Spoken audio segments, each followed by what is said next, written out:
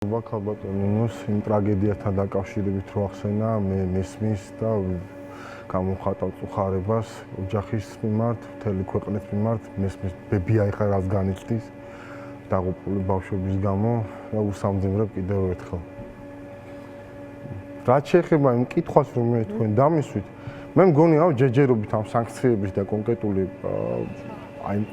ყვითელი ბარათის ჩვენების პრინციპით მიმდინარეობს პროცესი და ეს არ არის საბოლოო კონკრეტული გადაწყვეტილება, ან საბოლოო რაღაც გზავნილი, რომელიც მოდის როგორც ქვეყნიდან, ესე გარე კონკრეტული პარტნიორებისგან. მე ვფიქრობ, რომ ეს ამ ეტაპზე არის ყვითელი ბარათი, რომელმაც უნდა მოიყვანოს გონზე ეს კონსტიტუციას გახდენილ ადამიანები და ხელისუფლება, არალეგიტიმური ხელისუფლება.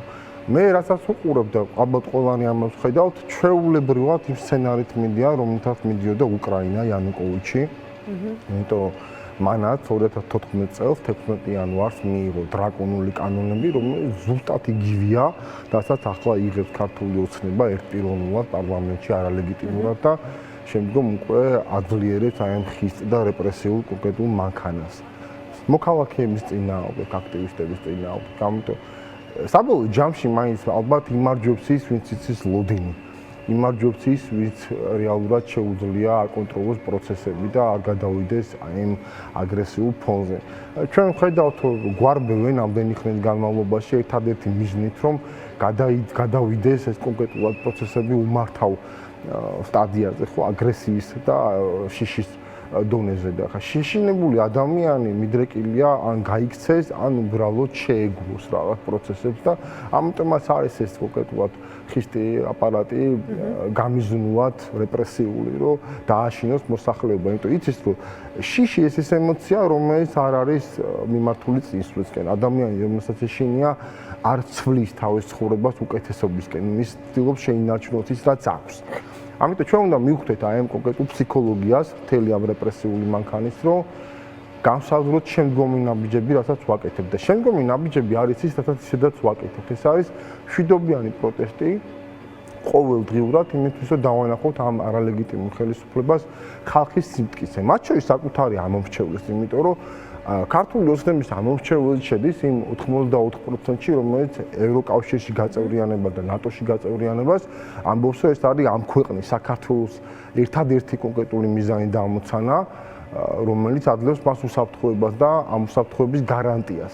ამიტომ მე ვფიქრობ, რომ ჩვენ, რომლებიც იქ ვდგავართ ყველანი ერთად, ვიცავთ არა მხოლოდ ჩვენ პერსონალურ მიზნებს და ამოცანებს და კონკრეტულ რაღაც ხო მათ შორის ქართული ოცნების ამომრჩეველსაც, რომელსაც არ ესმის ბოლომდე, საიდკენ მიყავს ამ ხელისუფლებას, არალეგიტიმურ ხელისუფლებას ქვეყანა.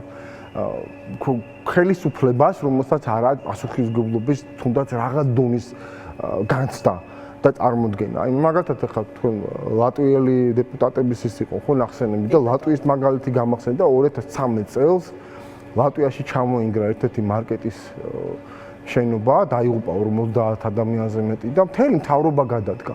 იმიტომ რომ ეს იყო ის პასუხისმგებლობა, პოლიტიკური პასუხისმგებლობა, რომელსაც ხელისუფალ და პრემიერს ჰქონდა და გადადგა. აღარც მიუღია მონაწილეობა არჩევნებში და უფრო მეტი მიიღეს მაგით, იმიტომ რომ გადაიხედა ძალიან ბევრი ხარვეზები და ეს ადამიანი პრემიერს გულისხმობ აირჩიეს ევროკომისიის ვიცე-პრეზიდენტად შემდგომში უკვე და ევროპარლამენტარიც გახდა.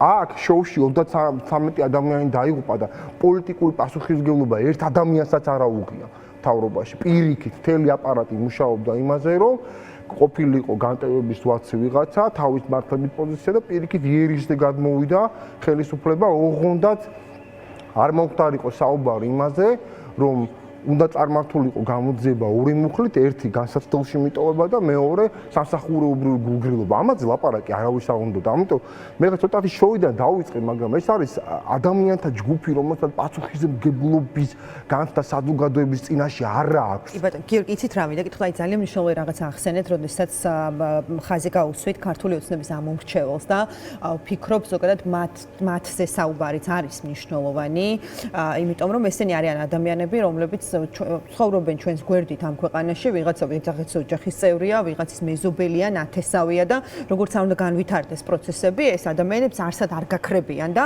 აი ამ ქვეყანაში ხო, როდესაც ამ ევროპულ ქვეყანაში მათთვისაც უნდა მოიძებნოს სწორედ ადგილი, ხო და აი რა მინდა გკითხოთ, აი მათი პასუხისმგებლობა რა არის ამ პროცესში? მე არ გულისხმობ იმ ადამიანებს, რომლებიც რაღაცა ღიად და გაცხადებულად პროპაგანდისტები არიან და ვიცი, რომ ეს მათი არჩევანია და ამას ეკუთვნის შესაბამისი შეფასება, მაგრამ აი გულისხმობ იმ ადამიანებს, რომლებიც ჯერ კიდევ მაინც ჩუმად რჩებიან იქ, რაღაცა ვიღაცის ხათრით შეიძლება რაღაცას ბოლომდე ან უფრო მკაფიოდ არ იმჩნევენ, ხომ? აი მათი პასუხისმგებლობას როგორ ხედავთ ამ პროცესში? ზოგადად მათთან საკომუნიკაციო ენა როგორი უნდა იყოს, ან რა სივრცე უნდა მოიძებნოს, რომ რაღაცა მას არ კონდეს იმის შიში ესეთ ადამიანს, რომ ის შეიძლება აღმოჩნდეს ზუსტად ისეთივე რაღაცის მსხვერპლი, როგორიც დღეს ვართ ჩვენ, ხო, აი ამ საზოგადოების ნაწილი, ვინც ხელისუფლებას ღიად ვაკრიტიკებთ და ვუპირისპირდებით. კიდევ ერთხელ ამბობ, რომ იმათ არ ეხებათ, ვინც რაღაცა გაცხადებულად ივანიშვილის ხაზზე ლოცულობს ფაქტობრივად, ხო, იმდენად რაღაცა იმსახურება მას. მესმის, მოდით დავყოთ მათი ამორჩეველი და საქართველოს მოქალაქეები პირობითად ორ ნაწილად. ერთი ადამიანთა ჯგუფი ეს და აი ტრამვირებული წინა ხელისუფლების გამიღებული ზიანით და მათ შორის დანაშაულებრივი ქმედებებით, რომელიც უშუალო მსხვერპლიც იყო, გულისხმობ ამორჩეულს, რომელსაც რაღაცა წაართვეს, დაუპატიმრეს, გადაიფორმეს, ეს ადამიანები ბევრნი არიან და მთელი 12 წელი ამ ადამიანებს ესმით, რომ გადაცდომა არ ესმით სიტყვა დანაშაული. და შესაბამისად პატიებისკენ მიდრეკილება არ აქვს ამ ადამიანებს. ეს ერთი ნაწილი შეიძლება გამოვყოთ.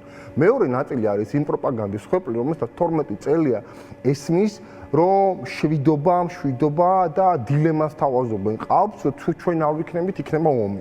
თუ ჩვენ არ ვიქნებით, იქნება არეულობა. და აი ამითი რეალურად მარტივად რო ვთქვათ, ადამიანურად აბულებენ ამდენ ადამიანს, იმიტომ რომ სინამდვილეში ეს არის ყავმსთარი ორიენტირი და დილემა, იმიტომ რომ ევროკავშირი თავისთავად ნიშნავს იმას, რომ ევროკავშირში შესვლა თავისთავად ნიშნავს იმას, რომ უსაფრთხოების გაცილებით მაღალი დონის გარანტია გაქვს, ხო?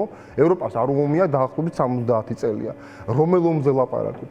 რომელ კონკრეტულ მაიდანზე ლაპარაკობ მათ შორის, როდესაც მაიდანი დაფიქრდა თავისი არსით, ეს არის რუსულ ორბიტაზე დაბრუნების პროტესტი. ანუ სხვაგვარად რო ვთქვათ, აი მაიდანი არ მოხდეს საქართველოში, რეალურად შენ სამორჩეულსაც იმას ეუბნები, რომ მაიდანი აპრიორი იმიტომაც მოხდა, რომ რუსული გავლენის წინააღმდეგ იყვნენ უკრაინელები და ევროკავშირზე უარი რო გამოაცხადა იანუკოვიჩის ხელისუფლებამ, ამას აუჯანყდა. ანუ ახლა რასაც ხედავთ ჩვენ რეალურად ეს არის ჯანყი არალეგიტიმური ხელისუფლების წინააღმდეგ, რომელმაც თქვა, რომ დამუნდათ 18 მუხლი, ეს არის ფარატინა ქაღალდი, ეს არის უბრალოდ მუხლი, რომელიც არ არის სავალდებულო ჩვენთვის და ქართული ოცნების ამორჩეულსაც უნდა ესმოდეს ეს. შიშის ენით მოლაპარაკე ხელისუფლება არ არის კეთილსინდისიერი, არ არის გულწრფელი ხელისუფლება. ჩვენს მათად და მეც ყველა ვინც ახლა აქ ვიმყოფებით, მათ შორის თქვენ, მე მინდა ისეთი ხელისუფლება ქართულ ოცნების ამორჩეულთან ერთად, რომელიც თავისივე მიღებული კანონის ერთგული იქნება. მე მინდა ისეთი ეკლესია მათ შორის ამ ხელისუფლების პირობებში, რომელიც თვითონ დაიცავს აცნებას და ცილს არ წამებს ადამიანებს, მათ შორის პირდაპირ ეთერში. მე მინდა ისეთი პოლიცია, რომელიც აღასრულებს და ემსახურება საქართველოს და არა პარტიას და მე მგონია ჩვენ ერთ და იგივე გვინდა, იმიტომ შეუძლებელია ამ ქვეყნის ნორმალურ მოქალაქეს უნდადეს სხვა რეალობა. მაგრამ ჩვენ არ უნდა ველაპარაკოთ ამ ადამიანებს იმავე ენით, როგორიცაც ელაპარაკება მათი ხელისუფალი, არალეგიტიმური. და ბუნებრივია ჩვენ ვლაპარაკობთ, აი მარტივი ენით ვთქვი, ხო, აბოლებს მეთქი. მათ შორის არ უნდა გადააგდოს ხელისუფლებამ საკუთარი ამორჩეველი ერთი თვის თავზე. ეს ხო ბუნებრივია. შენი ამორჩევლის ხმები მათ შორის იმიტომ მოიპოვე, რომ ღირსებით შვიდობისკენ და ღირსებით ევროპისკენ შესულიყავ. და ერთი თვის თავზე არ უნდა გაუხადო დილემა, რომ ევროპაში თუ ეს აბსურდია. ძალიან რთულ რეალობის წინაშე ვდგავართ ჩვენ და მათი მხარდაჭერა ჩვენ გვჭირდება, მაგრამ ამის ნაცვლად მათი დუმილი ეს არის აგრესიის და რეპრესიის მხარდაჭერა, იმიტომ ჩვენ კარგად გვესმის, რომ ლეგიტიმაციას ეს არალეგიტიმური ხელისუფლება იღებს სწორედ ამაზე დაშინებული ადამიანებისგან, რომლებიც ვერ ხედავენ ალტერნატივას. ჩვენი ვალია, მათ შორის ყველა იმ ადამიანს, ვინც ახლა იმყოფება აქციაზე, რომ ჩვენ რეალურად ველაპარაკოთ და არ დაუტოვოთ შანსი ამ არალეგიტიმურ ხელისუფლებას ვილაპარაკოს ომზე. რომელზეა ლაპარაკი, ყოველი ადამიანი ჩვენ ჩათვლით არის მშვიდობის მომხრე და ეს მშვიდობა არის ის, რაც მოაქვს ევროკავშირს. მათ შორის სავაჭრო კუთხით, მათ შორის ადამიანური უფლებების თვალსაზრისით, ხო, რა არის ევროპა თუ არა ადამიანის უფლებების დაცვის უმაღლესი კონკრეტული დონე. ამიტომ ჩვენ მე მგონი ქართული ოცნების აღმომჩენელთან იმ ადამიანებთან ერთად ვინც ლოგიკურად აზროვნებს, ვინც კრიტიკულად აზროვნებს დღემდე. ერთი მიზანი დაამოცანა გვაქვს, უბრალოდ სხვა ფორმით გადმოვცემთ ამას და პროპაგანდისგან გათავისუფლებული ადამიანი ალბათ უფრო ნათლად დაინახავს ყველაფერ ამას. კი ბატონო